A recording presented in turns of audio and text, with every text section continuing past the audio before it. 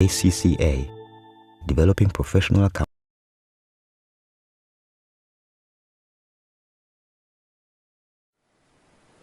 Welcome back. We're going to continue on now looking at incomplete records, but now we're going to use a technique using our ledger accounts to help us isolate missing figures contained within those ledger accounts that we don't know about. Now we can use various different ledger accounts to help us find missing figures. And I've summarised this in your notes. So let's take a look. Now the first ledger account that is useful for incomplete record scenarios in the exam is the trade receivables control account. Okay, the trade receivables control account. Now we know that that's our asset, that is all the money due from our customers, but can you remember what's contained within there? Well, we have opening and closing trade receivables assets. We have things such as credit sales, so our invoices that we've sent to our credit customers, and also things like cash that we've received from our credit customers, discounts allowed, contras, irrecoverable debts. So if we know, let's say, opening and closing receivables, and we know how much cash we've received from the customer in the year, and we know what discounts they've taken, surely we would then be able to work out credit sales, because maybe we don't know that, as a missing figure or as a balancing figure. Now the same goes with trade payables. You can use the trade payables control account to help you find missing figures such as purchases that you've made from credit. Maybe the business that you're preparing the accounts for doesn't have a list of invoices that they receive from their suppliers, and you need to find that out. But also you could use the information that you've already got for the payables control account to help you find things such as payments to credit suppliers. So maybe you don't have a bank summary, or your client hasn't kept good bank records, and maybe you need to find that. And you would find that figure in the payables control account if you have all the other correct figures in the year. Now you know how to prepare both of these accounts, so I'm not going to recap what they look like, but by all means go back to your notes if you need a reminder of what those accounts look like, because we'll be doing examples shortly using those accounts. Now what you could also use is the cash at bank account and also cash in hand. Now remember, cash in hand is called petty cash, isn't it? Petty cash, which we discussed in earlier sessions. Now, cash in hand, petty cash, well, what can we find for petty cash or cash in hand? Well, maybe some money's been stolen out of your petty cash tin, but you don't know how much. You knew how much you've put in. You knew what you've got there at the end of the month or the end of the year in the tin. You know what you started off with, because that was last month's balance. You know what you've had authorised to come out of the petty cash tin in terms of vouchers, but there's still a discrepancy. There might be money stolen or taken out of petty cash, or maybe money has been taken out by the owner by way of drawings, but again, you don't know the amount. Proper accounting records hadn't been kept. And I suppose a similar sort of thing can be said about cash at bank. Maybe there's a discrepancy between the balance at the bank and your closing balance. And that might be because money's stolen. Maybe one of your client's staff, when they were taking money to be paid into the bank, pocketed a bit for themselves, possibly. Or equally, the owner could have took money out of the business, which is perfectly fine, but again, they didn't keep a record of it. We can use those 4 different types of ledger account to isolate any of those possible missing figures. And the examiner would require you to work out a missing figure from given information and expect you to know what type of ledger account you would need to find that missing figure. So, let's have a look at some examples. That's the best way to deal with incomplete records, is to practice lots of questions. Okay, so let's have a look then at our first example. And this first example is where we're going to use receivables control. Cool. Okay, so our first example, we're going to look at using receivables control. So let's have a read through this then. The opening balance on the trade receivables control account was $50,000. There had been receipts from credit customers in the year of $45,000. Irrecoverable debts that have been written off were $5,000. And the closing balance on trade receivables control account was $55,000. Okay. The requirement. What were credit sales in the year? Now, you're only ever going to find credit sales in your ledger accounts by having a look at the receivables control account. You wouldn't look at the sales account because the sales account has credit and cash sales, doesn't it? If you want to find purely sales made on credit, you want to be looking at receivables control account. So, we've got all these figures to do with receivables control. So what we're going to do is draw up a receivables control account and find credit sales as the missing figure. So, let's open up a blank page. Let's draw up a nice big receivables control account.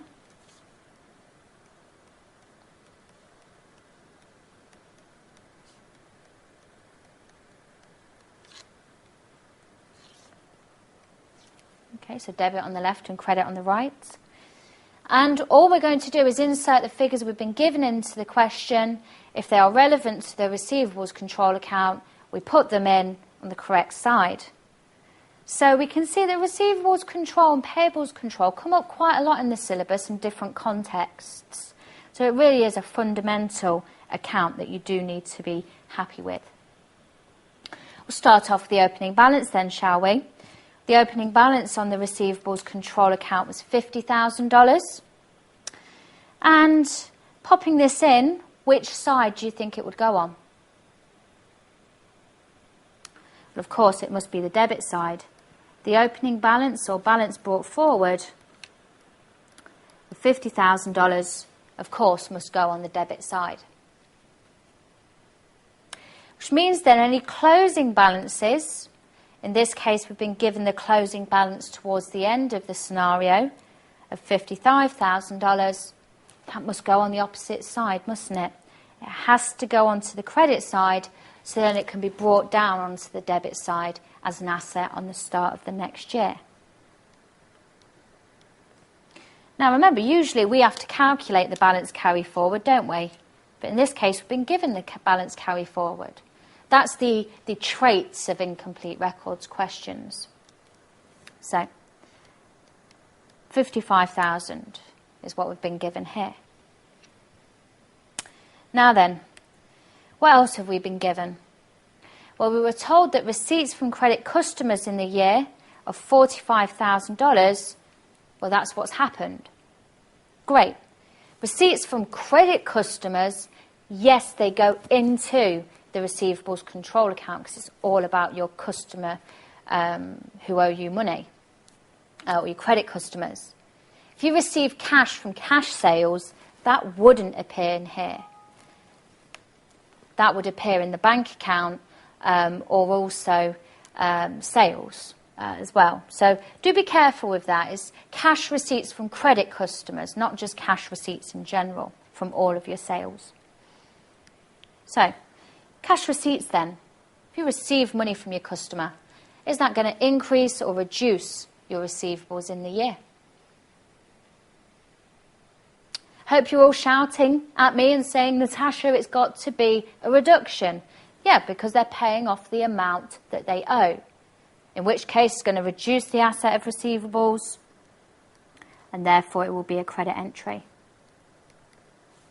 So receipts from credit customers of $45,000 would appear on the credit side because it would have debited and increased your asset of bank on the opposite side. Okay, so just putting in those missing figures into this ledger account. Our final figure then is for $5,000, and that's for irrecoverable debts that have been written off. Now, yes, that would appear in the receivables control account, but remember the movement on the allowance for receivables wouldn't. Okay, if you remember that from earlier sessions. So, irrecoverable debts written off, yes, of course, they would reduce receivables control.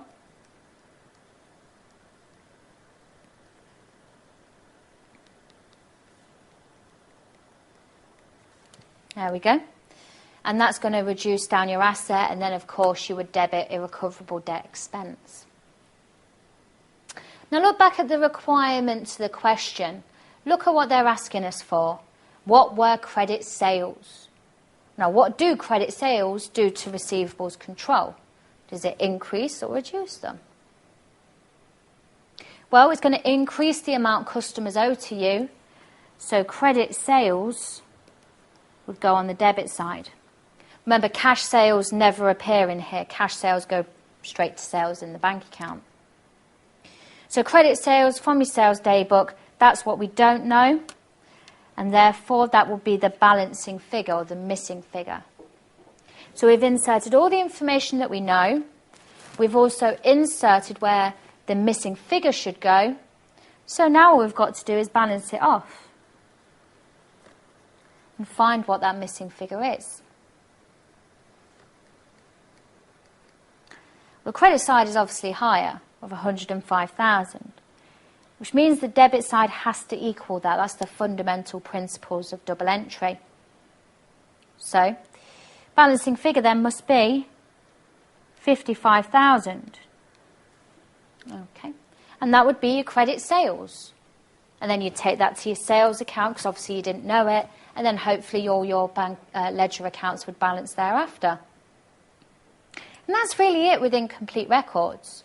Using what you already know and using the techniques you already know, but rather than finding the missing figure as the balance carry forward, the missing figure could be any one of these, or even the opening balance. Okay, and there we have it. We've answered the question. Credit sales in the year, $55,000.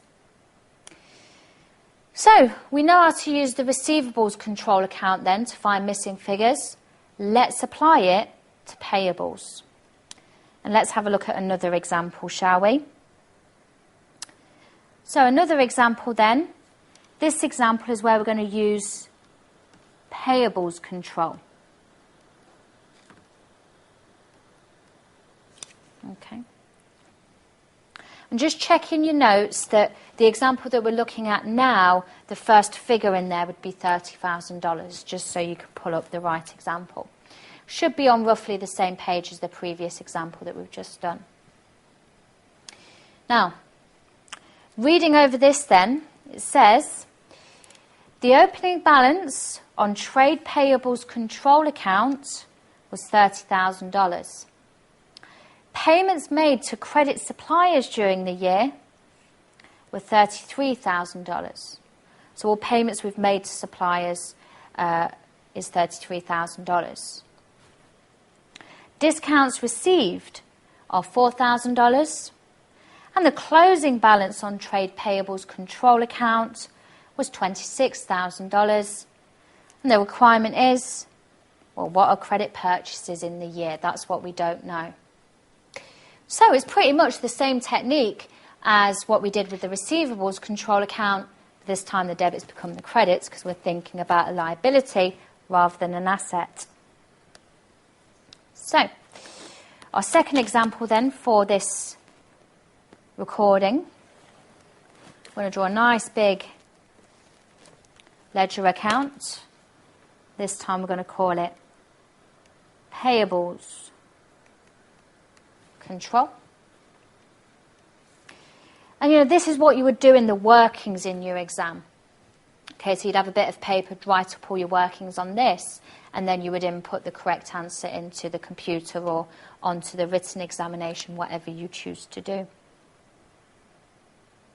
Okay, so starting off then with the opening and closing balances, we were given the opening balance of $30,000 on payables and a closing balance at the bottom of $26,000 for payables. So, got to establish which side these goes on. Well, any opening balances, dead click always applies. This is a liability, and therefore the opening balance would go on the credit side. So balance brought forward, opening balance, $30,000, the first figure given to us in the scenario. And then the closing balance must always go on the opposite side to the opening balance. So balance carry forward, well, that would be the 26,000 figure at the end of the question. Okay, so we've inserted the opening and closing balances first. Now we insert all the other figures that we've given into this ledger account. So what else have we been given? We've got payments made to credit suppliers of $33,000. Again, that would exclude cash purchases, remember. So it's only payments that we make to our credit suppliers where we're promising to pay later, not where we're paying for payables immediately, or purchases immediately, should I say. Discounts received were $4,000. So, using those two figures then. Payments made to suppliers is going to reduce our liability of payables, and therefore payments are going to go on the debit side. In the scenario we were told that was $33,000. We were also told about discounts received. That's a good thing to us. That's going to reduce a liability on the debit side.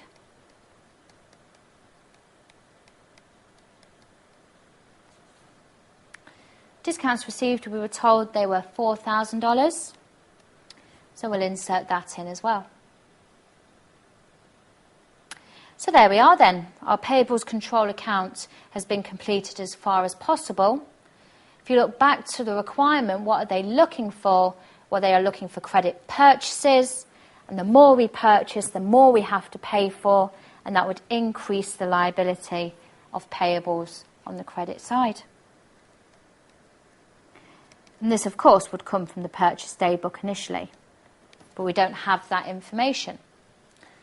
That's what we don't know, and therefore that's the balancing figure. Now we've inserted all the figures given to us in the question. So rather than the balance carry forward being the balancing figure, now it's credit purchases. So the debit side will be higher. You should know that, 63. Which means the credit side has to be 63,000 as well. So the balancing figure then must be 33. We must have purchased $33,000 worth of goods on credit in the year. And we would use that figure and take it into our statement of comprehensive income and add it to our cash purchases, okay, to give total purchases for the year. Okay, so if you know your ledger account, so you know what you're doing, surely, again, you can be working backwards, just like we saw with the accounting equation earlier. You're just working back to find the correct figure, not going forwards as what you're used to. Okay, we'll have a look at one more example for this session. And what we'll have a look at now is using the bank account. So our final example we're going to see is using the bank account. And again, this is one of the latter examples in your notes under the heading Using Ledger Accounts. So make sure you're finding the example that starts off with on the 1st of January 09. It's pretty close to the other examples that we've already done. So, having a look at this example then. On the 1st of January 2009, the bank is overdrawn by $1,367. Payments in the year totaled $8,536.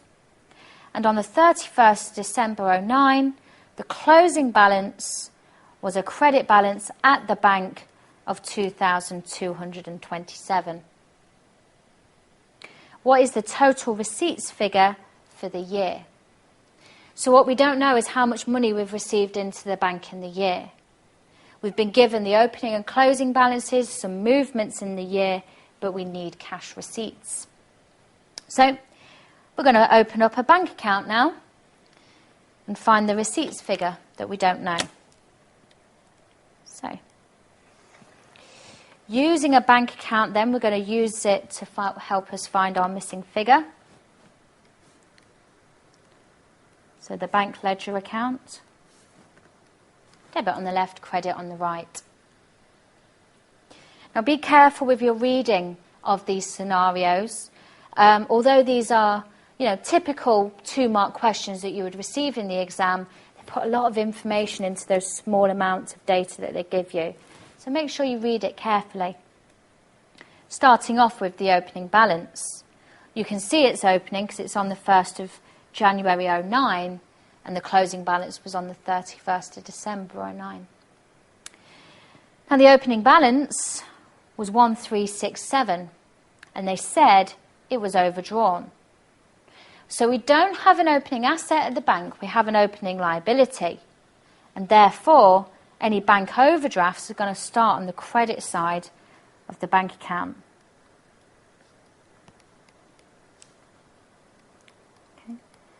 So remember, an overdraft is on the credit side, an asset is on the debit side. Okay, so there's our opening balance inserted. Let's have a look at the closing balance at December 2009, and that was a credit balance at the bank of 2,227. So the bank is telling us we have a credit balance of 2,227. Now, a credit balance at the bank, does that mean we have money in the bank, or are we overdrawn? Well, it actually means we've got money in the bank. Credit balance at the bank is a good thing to us because the bank owes us money.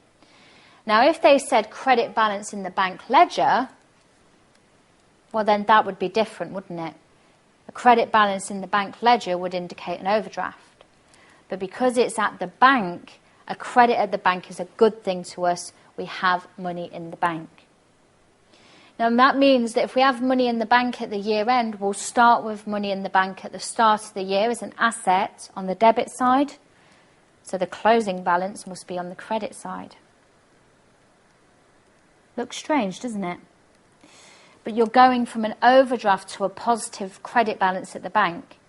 And remember, if it's a positive balance at the bank, it will be brought forward onto the debit side in the next year.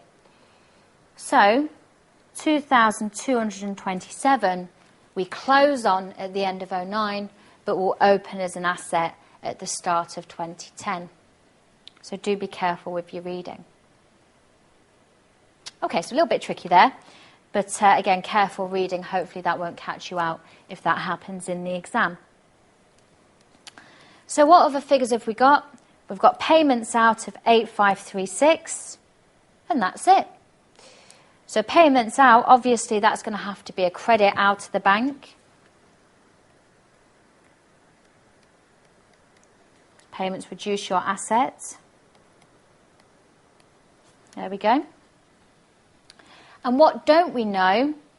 Well, what we've been asked to find is the receipts figure, money into the bank, and that's a debit from our perspective. So, receipts into the bank would be on the debit side. That's what we don't know, and that's going to be the balancing figure. Now we've used in all the information in the scenario. So, adding this down then, 1367 on the credit side plus 8536 plus 2227 is going to give us 12130. Credit side is clearly higher, which means then that receipts into the bank must be 12130. Okay. So with bank and with petty cash, you do have to be careful with the opening and closing balances, but by and large the principles are the same as what we saw with the control accounts. So all you need to do now is have a bit of a practice. There are another 2 examples in the notes themselves that you can practice on, which I'll let you have a go at yourself. So there we are. We've looked at using ledger accounts and incomplete records. Our next recording will have a look at profit percentages technique. Thank you.